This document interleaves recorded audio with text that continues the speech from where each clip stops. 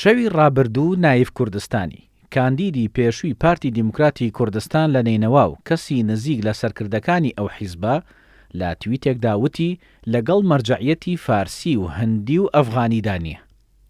ئەو تویتە لە ئەنگرانی حەشدی شەعبی تووڕە کرد و بە سوکاتیکردن بە مەرجەعیەتی شیعە وەسفیان کرد.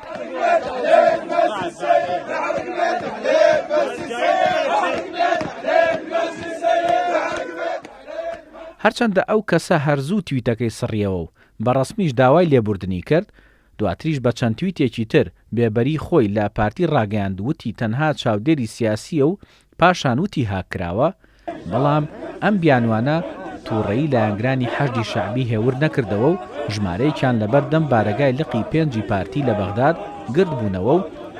دوای چوونە ناو بارەگاکە سووتاندیان و ئاڵای حەشدی شەعبیان لەسەر هەڵکرد.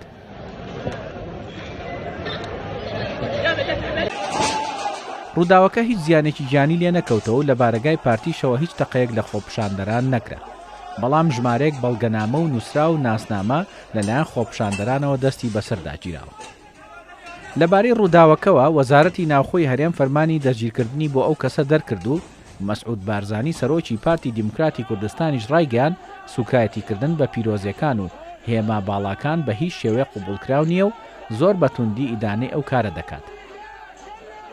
زۆر بەتوندیش ئیدانەی سووتاندنی بارەگای پارتیش لە بەغدا دەکات و دەڵێت بۆ دووەمین جارە لەلایەن کۆمەڵێک تێکدەر و شکست خواردوو ئەو کارە ئەنجام دەدرێت و ئەوە بەڵگەیە لەسەر بوونی پاشاگەردانی و نەبوونی سەقامگیری و ئاسایش و لە ڕاستیشدا ئەو گروپانە جگەل لە خراپەکاری و تێکدان و ئاژاوە هیچی تریان لەدەست نەهاتووە. شەوی ڕابردووش پارتی دیموکراتی کوردستان ڕایگەیاند بە هەموو شێوەیەک ڕێز لە مەرجع ئاینیەکان دەگرن و ئەو کەسە بە هیچ شێوەیەک پەیوەندی بە پارتیەوە نییە.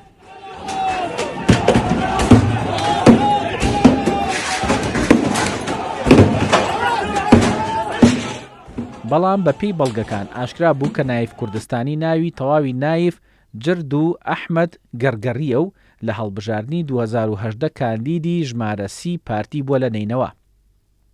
بەپێی بڵاوکراوەکانی لە تویتەر نایف کوردستانی یەکێکە لە کادرە پێشکەوتەکانی پارتی و وێنەی لەگەڵ ژمارەی زۆر لە سەرکردە و کەسە یەکەمەکانی ئەو حیزبە بڵاوکراوەتەوە و لە هەندێک میدیای عێراقیش وەک ڕاوێژکاری سەرۆکی پارتی ناوی دەبرێت.